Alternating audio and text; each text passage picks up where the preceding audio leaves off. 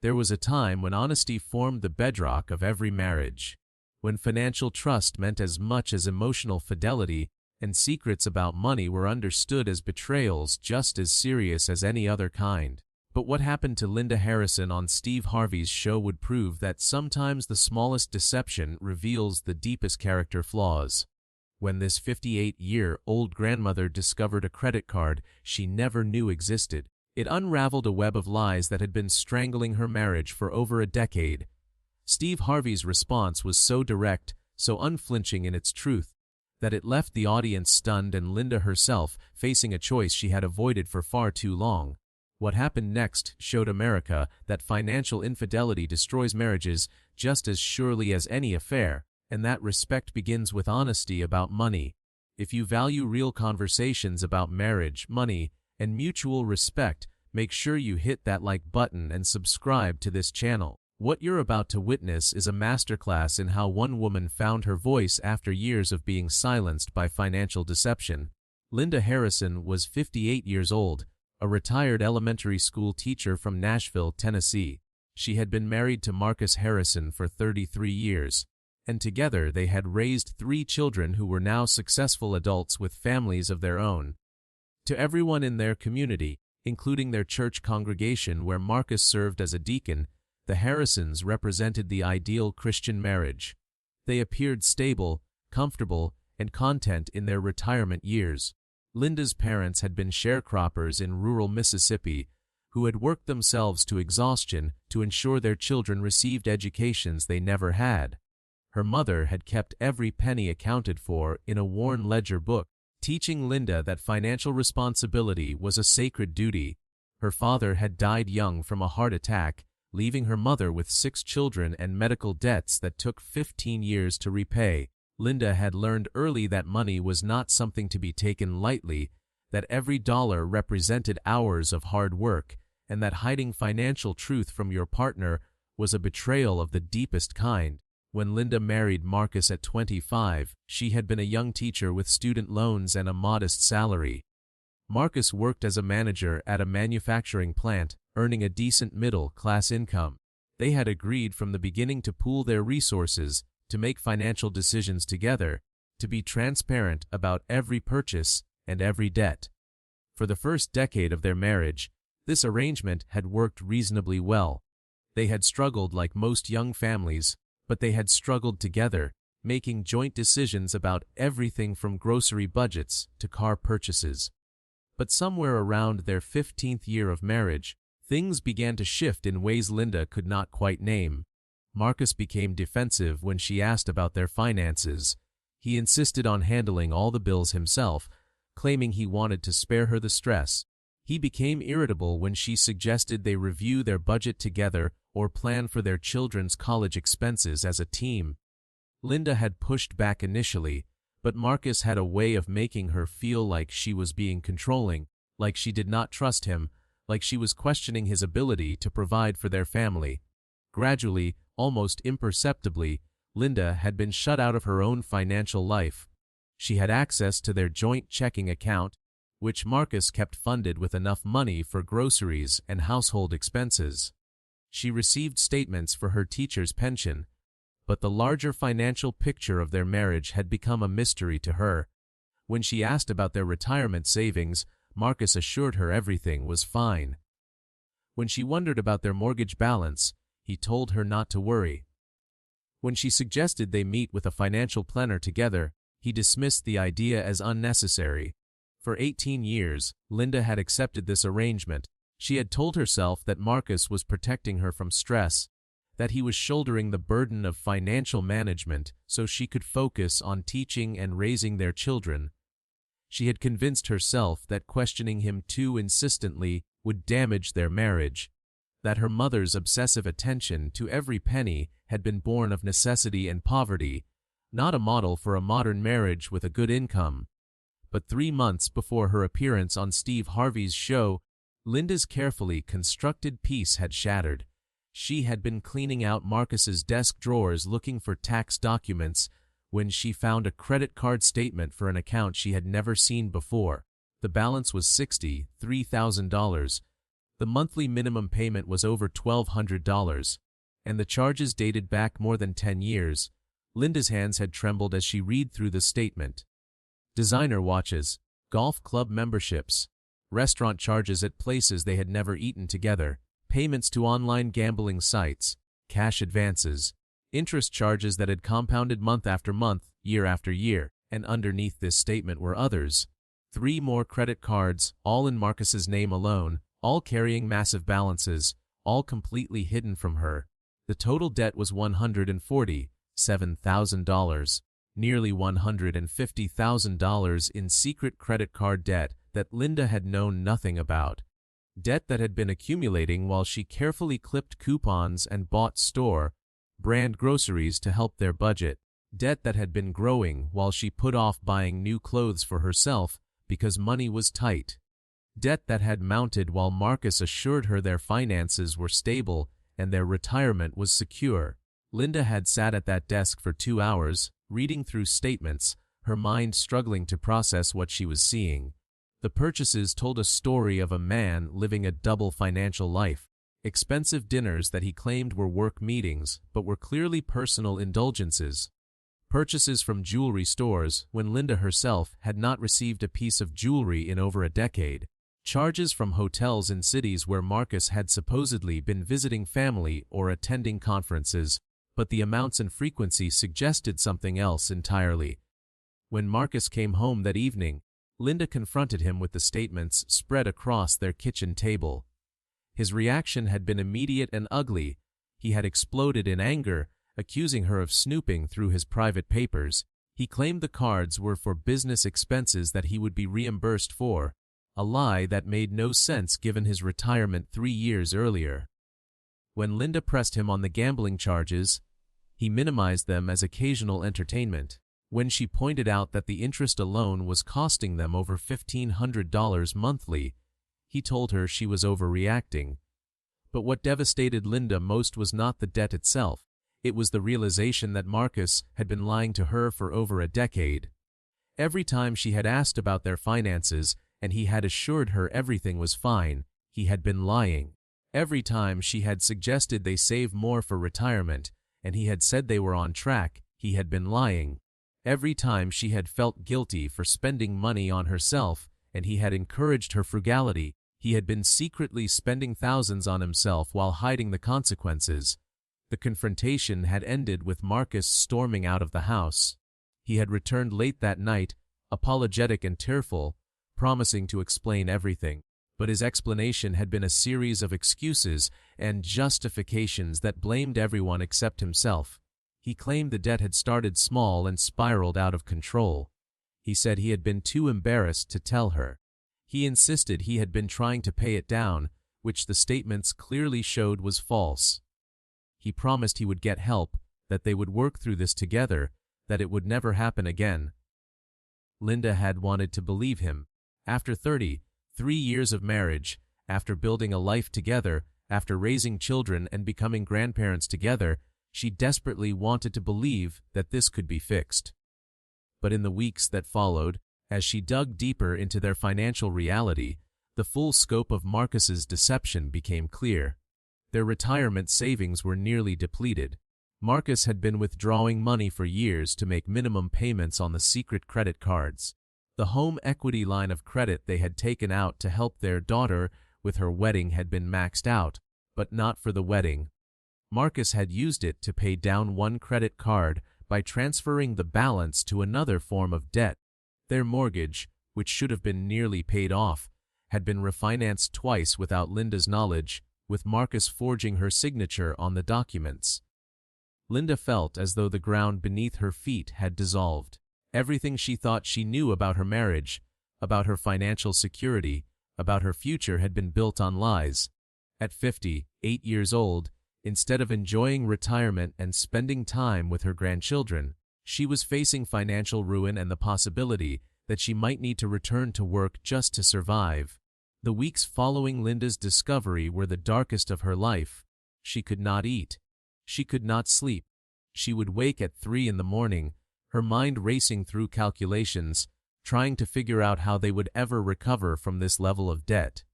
She had spent her entire career teaching children, earning a modest salary, saving diligently in her pension, living frugally so they could build a secure future. And now, through no fault of her own, that future had been stolen from her. Her children noticed that something was wrong. Her daughter Rebecca, a nurse with 2 young children, called repeatedly asking if everything was okay. Her son David, an accountant who lived across the country, sensed tension during their weekly phone calls. Her youngest, Sarah, who still lived in Nashville, stopped by the house and found her mother withdrawn and anxious. But Linda could not bring herself to tell them the truth. She felt ashamed, even though the shame belonged to Marcus. She felt she had somehow failed by not knowing, by not preventing this, by not being more vigilant about their finances. Marcus, for his part, oscillated between remorse and defensiveness. Some days he would cry and apologize, promising to make things right. Other days he would grow angry, insisting that Linda was making too big a deal out of what he called a manageable situation. He refused to see a financial counselor, claiming they could handle it themselves. He refused to consider credit counseling or bankruptcy, saying it would ruin his reputation. He refused to sell assets or downsize their lifestyle in any meaningful way. But what enraged Linda most was that Marcus expected her to simply move forward as though nothing fundamental had changed.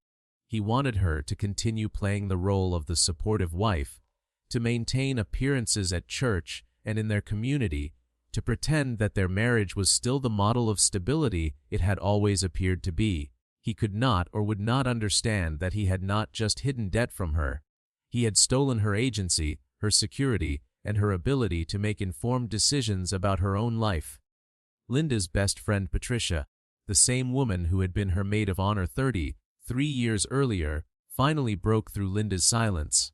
Over lunch at their favorite cafe, Patricia looked across the table and said the words that would change everything. "Linda, I have known you since we were both student teachers fresh out of college. I have watched you build a beautiful life, raise wonderful children, and face every challenge with grace and strength. But right now, you look like a woman who has given up, and that is not the Linda Harrison I know. What is happening?" The dam broke. Linda told Patricia everything, about the credit cards, the gambling, the forged signatures, the depleted savings, the refinanced mortgage. About Marcus's lies, his excuses, his refusal to take full responsibility.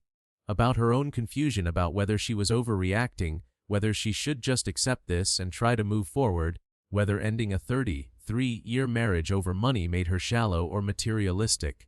Patricia listened without interrupting, and when Linda finished, she reached across the table and took her friend's hands. "Linda, this is not about money. This is about respect. This is about honesty. This is about partnership. Marcus did not just hide debt from you. He stole your right to make informed decisions about your own life. He forged your signature on legal documents. He gambled away your security while you were clipping coupons. And now he is asking you to pretend it never happened. Is that the marriage you want for the rest of your life?" Patricia's words planted a seed that grew quickly in Linda's mind. She began researching financial infidelity and discovered she was far from alone. Millions of couples dealt with hidden debt, secret spending, and financial deception. She read stories from other women who had discovered similar betrayals and learned that financial infidelity was often a predictor of other forms of dishonesty and control. She consulted with a lawyer about her options and learned that in Tennessee, she could be held legally responsible for debt incurred during the marriage, even debt she knew nothing about. She met with a financial advisor who helped her understand the full scope of their situation and confirmed her worst fears. Even if Marcus stopped all discretionary spending immediately and they both worked full-time, it would take them 15 years to dig out of this debt. Linda would be 73 years old before they were financially stable again. The financial advisor had asked Linda a question that haunted her. If your husband has been lying to you about money for over a decade, forging your signature on legal documents, and gambling away your retirement, what else might he be lying about? Financial deception is rarely isolated behavior. That question led Linda to do something she had never imagined she would do. She began monitoring their credit cards and bank accounts more closely. She started paying attention to where Marcus went and when. She stopped accepting his explanations at face value and began verifying information independently, and what she discovered confirmed her growing suspicions that the financial deception had been just one piece of a larger pattern of dishonesty. Marcus had been telling her he was attending church finance committee meetings on Tuesday evenings, but the church had no such meetings scheduled. He claimed to be playing golf with friends on Saturday mornings, but when Linda casually mentioned this to one of those supposed friends, the man had no idea what she was talking about. Marcus's explanations for his whereabouts became increasingly vague and contradictory. Linda felt like a detective in her own marriage, and she hated it. She hated questioning everything her husband said. She hated checking up on him like he was an untrustworthy teenager rather than her life partner of 3 decades. But she also could not continue living in willful ignorance, accepting whatever Marcus told her at face value when he had proven himself to be a habitual liar. The breaking point came when Linda discovered that Marcus had opened yet another credit card, just weeks after promising her he would address the debt and change his behavior. The new card already had a $4,000 balance, spent on purchases Marcus could not or would not explain. When Linda confronted him, he became verbally aggressive in a way he never had before, telling her she was being paranoid and controlling, that she was destroying their marriage with her suspicion and mistrust. Linda looked at this man she had been married to for 33 years and realized she no longer knew who he was. The Marcus she thought she had married would never have gambled away their retirement. The Marcus she had built a life with would never have forged her signature on legal documents. The Marcus she had trusted would never have looked her in the eye and lied about their financial security while she worried about spending $20 on herself. This man standing in front of her, defensive and angry and unwilling to take full responsibility for the destruction he had caused, was a stranger, and Linda understood with terrible clarity that she had a choice to make. She could continue in this marriage, accepting the lies and the financial chaos and the loss of her security, holding on to the history they shared and the family they had built.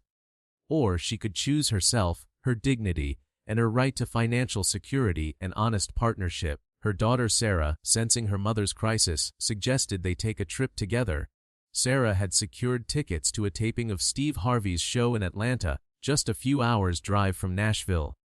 Linda initially refused, feeling she could not put on a happy face in public when her private life was crumbling. But Sarah insisted. "Mom, you have spent your entire life taking care of everyone else.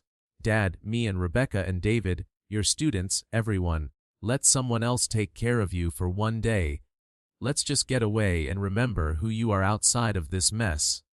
Linda agreed, though she felt like she was going through the motions of living rather than actually being alive. The morning of the show, she dressed carefully in a burgundy blouse her mother had given her before she died. One of the few nice things Linda owned. She applied makeup to hide the dark circles under her eyes and the weight she had lost from stress.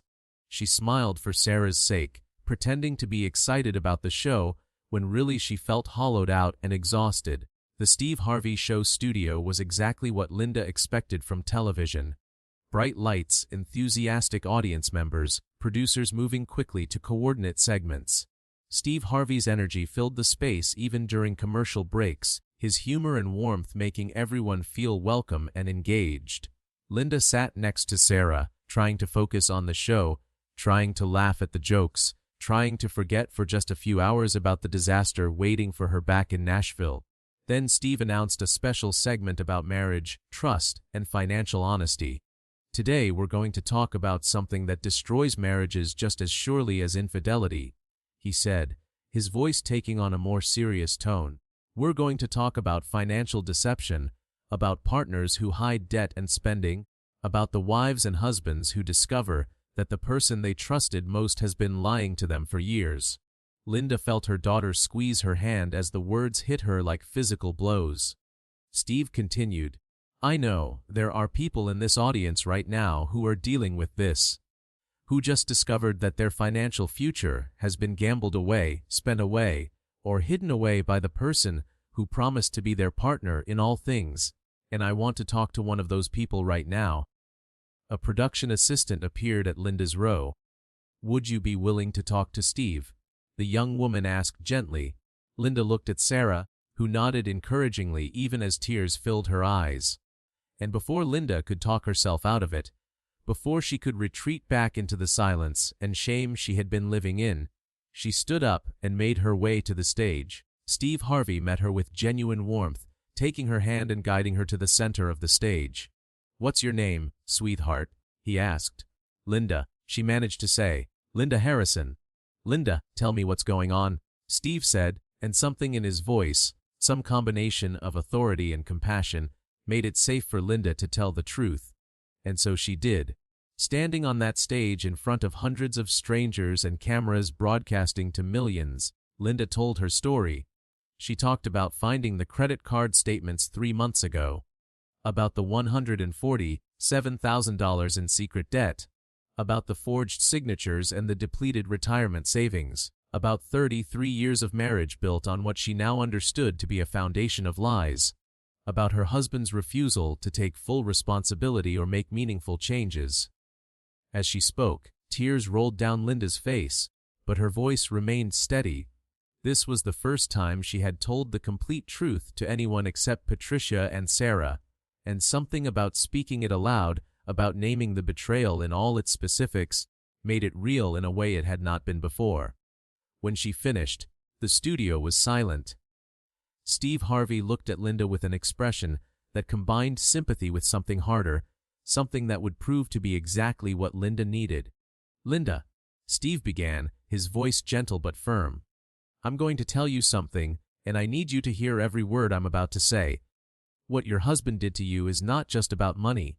What he did was steal your future, your security, and your right to make informed decisions about your own life. He forged your signature on legal documents, which is a crime. He gambled away your retirement while you were trying to save money on groceries. And now he's angry at you for discovering what he did. Do you understand how backwards that is?" Linda nodded, unable to speak. "Let me ask you something," Steve continued. "If one of your students came to you and said their parent had stolen their college fund, spent it on themselves, lied about it for years, and then got angry when they found out, what would you tell that student to do?" "I would tell them to protect themselves," Linda said quietly. "I would tell them they deserved better." "Exactly," Steve said.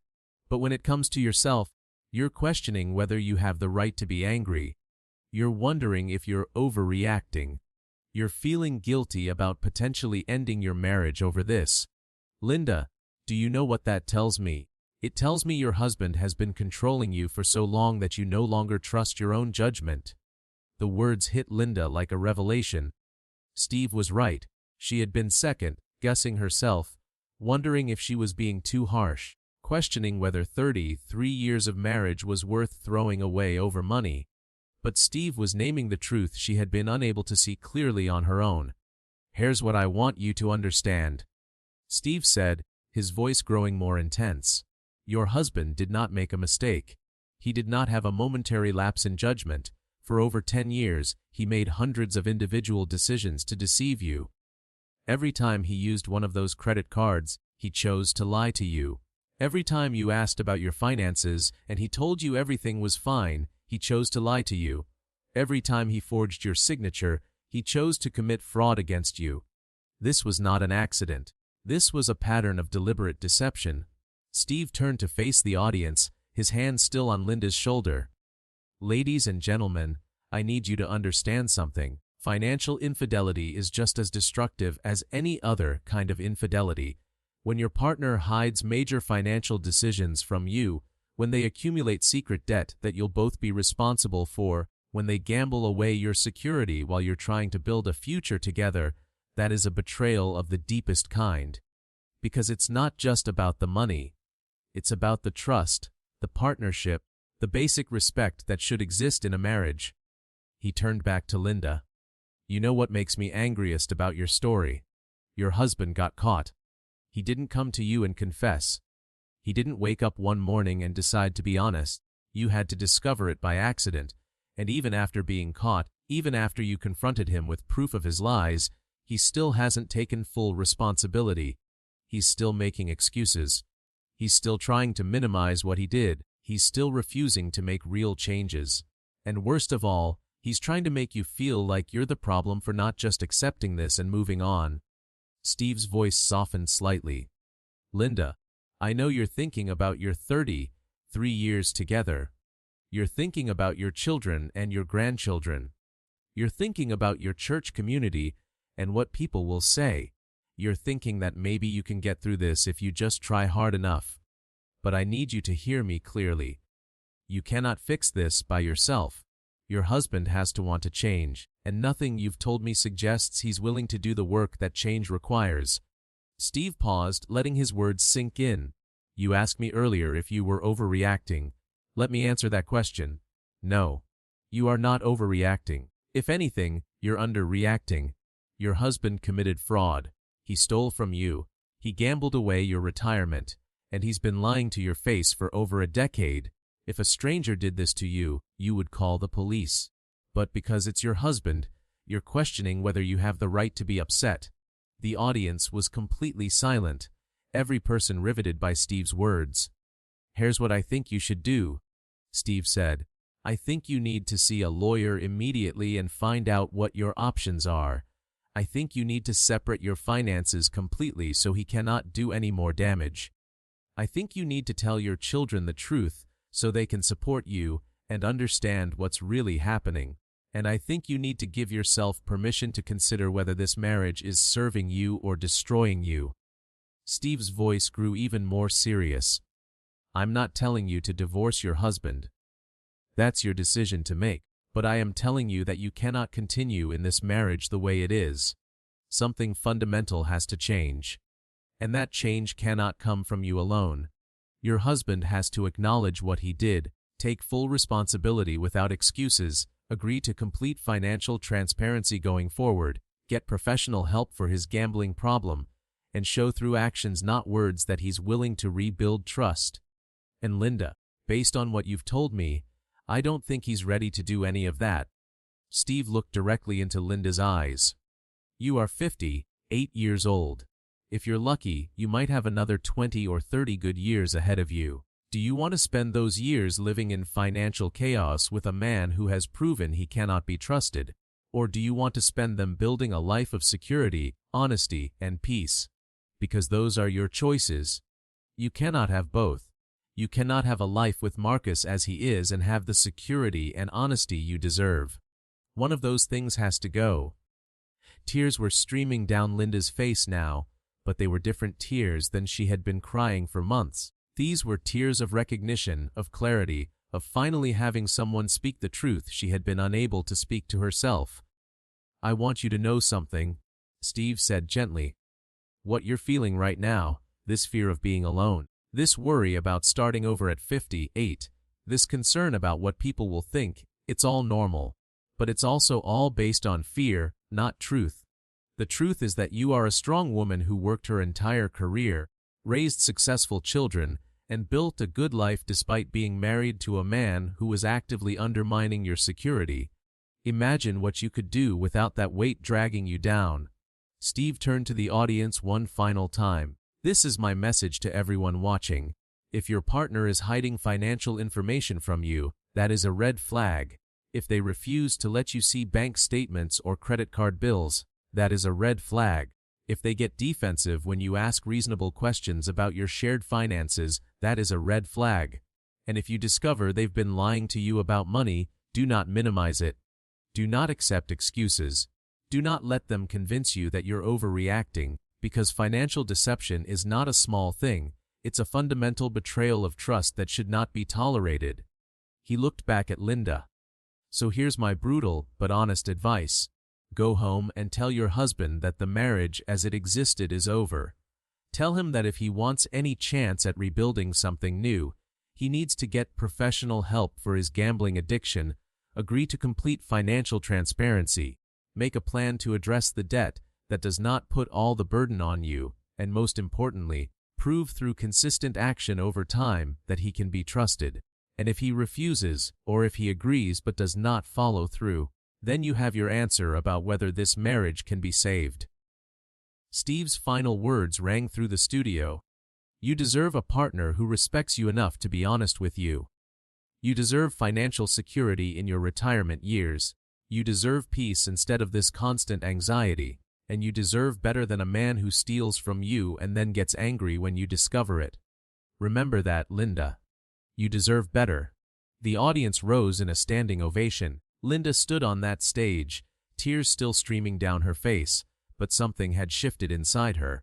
For the first time in 3 months, she felt clear about what she needed to do. Steve had named the truth she had been too afraid to speak to herself. She did deserve better, and she had the strength to demand it. When Linda returned to her seat, Sarah was crying too. "Mom," she whispered, "I've been so worried about you, but I didn't know how to help. I'm so glad Steve said what he did. He's right about everything." On the drive back to Nashville, Linda was quiet, but it was a different kind of quiet than the numb silence of the past months. She was thinking, planning, preparing for the difficult conversations ahead. When they pulled into her driveway, Linda turned to Sarah. "I'm going to tell your father that he needs to move out. I need space to think clearly, and I can't do that with him in the house. Will you stay with me tonight in case it gets difficult?" Sarah nodded, squeezing her mother's hand. "I'll stay as long as you need me." The conversation with Marcus that evening was exactly as difficult as Linda had anticipated. He was defensive, then angry, then tearful and apologetic. He promised once again to change, to fix everything, to make it right. But Linda, remembering Steve's words, held firm. "Marcus, I need you to leave. I need time and space to figure out what I want to do. You have destroyed my trust, my sense of security, and my financial future. I cannot think clearly with you here pressuring me to just forgive and move on. If you truly want to save this marriage, you need to respect my need for space, and you need to get professional help for your gambling problem." Marcus tried to argue, but Linda, with Sarah's support, remained firm. That night, Marcus packed a bag and went to stay with his brother. For the first time in months, Linda slept soundly, exhausted from emotion, but relieved to finally have clarity about what she needed. The next day, Linda called her other 2 children and told them the truth. Rebecca was shocked and angry at her father. David, the accountant, immediately offered to help his mother sort through the financial mess and develop a plan to protect her assets. Both children expressed support for whatever decision their mother made about the marriage. Linda consulted with a divorce attorney, not because she had decided to divorce Marcus, but because she needed to understand her legal options and protect herself financially. The attorney helped her freeze joint credit cards, remove Marcus from their checking account, and file for legal separation to establish that any new debt Marcus incurred would be his responsibility alone. She also demanded that Marcus enter a treatment program for gambling addiction. To her surprise, he agreed. The exposure of his secrets, the separation from Linda, and the disappointment of his children seemed to finally break through his denial about the severity of his problem. 1 month after her appearance on Steve Harvey's show, Linda received a message from the producers. They wanted to do a follow-up segment to see how she was doing. Linda agreed. When she walked onto Steve's stage for the second time, she carried herself differently. Her head was higher, her voice was stronger. She had gained back some of the weight she had lost, and her eyes were clear and focused. Steve greeted her warmly. "Linda Harrison! Tell America what's been happening." Linda took the microphone and spoke to the audience. "1 month ago, I stood on this stage and told you about discovering my husband's secret credit card debt. I told you about the lies, the forged signatures, the depleted retirement savings. And Steve gave me advice that changed my life. He told me I deserved better, that I had the right to protect myself, that I didn't have to accept this betrayal just because we'd been married for 33 years. She paused, looking directly into the camera. "I want every woman watching this to hear what I did next. I told my husband to move out. I separated our finances. I consulted with a lawyer. I told my children the truth. And I gave myself permission to consider whether this marriage was worth saving." Linda continued, "My husband is currently in treatment for gambling addiction. We are legally separated. Our finances are separated, and we are in marriage counseling with the understanding that reconciliation is possible but not guaranteed. I told him that if he wanted any chance of rebuilding our marriage, he needed to show through consistent action over time that he could be trusted. Words are not enough anymore. The audience applauded, and Steve smiled with obvious satisfaction. Linda, look at you. 1 month ago, you were questioning whether you had the right to be angry. Today, you're taking charge of your life and setting boundaries. How does that feel? Terrifying and liberating at the same time. Linda admitted, I spent 33 years trying to be the perfect wife, and somewhere along the way, I lost myself. I'm 58 years old, and I'm learning who I am outside of this marriage. It's scary, but it's also exciting. Steve nodded. That's real talk right there. You know what I admire most about your story? You didn't just accept the situation. You didn't just forgive and move on like nothing happened. You demanded accountability. You protected yourself financially. You gave your husband a chance to change, but you made it clear that the burden of change is on him, not on you to accept less than you deserve. I learned that from you, Linda said. You told me I couldn't fix this alone. You were right. I spent 3 months trying to manage Marcus's behavior, trying to figure out how to make him change, but that's not my job. My job is to protect myself and to be clear about what I need from a partner. Steve turned to the audience. This is what I want everyone to understand. When you discover financial infidelity in your marriage, you have every right to protect yourself. You have the right to separate finances. You have the right to consult with a lawyer. You have the right to make decisions that prioritize your security and well-being. And you have the right to demand real change, not just promises. 6 months later, Steve invited Linda back for a final update. By then, Marcus had completed his gambling treatment program and had been attending Gamblers Anonymous meetings regularly. He had gotten a part-time job to begin paying down the debt.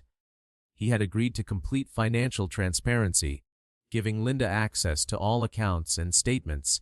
He had been consistent in marriage counseling and had begun to genuinely understand the harm he had caused. Linda had used the separation period to rebuild her own sense of self. She had started substitute teaching again, not because she needed the money, but because she missed working with children. She had reconnected with old friends she had lost touch with over the years. She had started taking art classes, something she had always wanted to do, but had never made time for. When she appeared on Steve's stage for the 3rd time, she brought Marcus with her. They sat together, but there was a visible difference in their dynamic. Linda was no longer the deferential wife allowing her husband to control the narrative. She was an equal partner, confident in her own voice. Steve looked at them both. So where are you now? Are you reconciling? Divorcing? Where does this stand? Linda answered first. We're taking it very slowly. Marcus has made real progress in addressing his gambling addiction and taking responsibility for what he did. But I've been clear with him that rebuilding trust takes time, and I won't rush it just to get back to normal, because normal was broken. If we're going to rebuild our marriage, it has to be something new and healthier than what we had before. Marcus spoke next, his voice humble. I destroyed my wife's trust and security through my selfishness and addiction. I'm grateful she's giving me a chance to prove I can change, but I also understand that she doesn't owe me that chance. Every day I have to earn her trust through my actions, not my words. Steve nodded approvingly. That's the right attitude. You can't just expect forgiveness because you've been married a long time. You have to earn it. And Linda, I'm proud of you for holding firm on your boundaries and not rushing back into something just because it's comfortable or familiar. 1 year after Linda's first appearance on Steve Harvey's show, she and Marcus renewed their vows in a small ceremony with just their children and closest friends. But it was not a celebration of their original marriage. It was a recognition of a new beginning built on honesty, transparency, and mutual respect. The marriage counselor who had worked with them throughout the year noted that Linda and Marcus had done something rare. They had truly started over, examining every assumption and rebuilding from the foundation up. Marcus had not only addressed his gambling addiction, but had also examined the entitlement and deception that had allowed him to justify his behavior for so long. Linda had not only protected herself financially, but had also reclaimed her voice and agency in the relationship. 2 years after her first appearance, Linda published a book called Financial Infidelity: How I Survived My Husband's Secret Debt and Rebuilt My Life. The book became a resource for thousands of people dealing with similar betrayals. Linda appeared on financial shows, marriage podcasts, and women's conferences, sharing her story and encouraging others to protect themselves.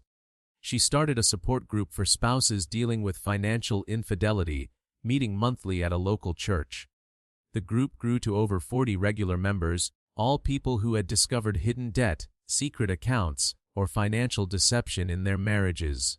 Linda's message was consistent: you are not alone, you deserve better, and you have the power to protect yourself. Steve Harvey featured Linda's work on his show multiple times over the years, celebrating her transformation from a woman paralyzed by betrayal to an advocate helping others. Each time she appeared, Steve reminded the audience of that first conversation, when he had told Linda she deserved better, and she had finally believed him.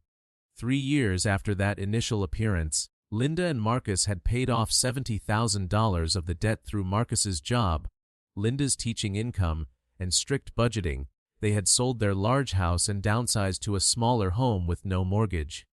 They drove older cars, they lived simply, but they lived honestly, with complete financial transparency and regular check-ins about spending and saving. Marcus remained active in Gamblers Anonymous and had not gambled in 3 years. He attended meetings twice weekly and sponsored other men struggling with gambling addiction. He had rebuilt his relationship with his children, though it had taken time and many difficult conversations about the trust he had broken. Linda continued teaching and running her support group.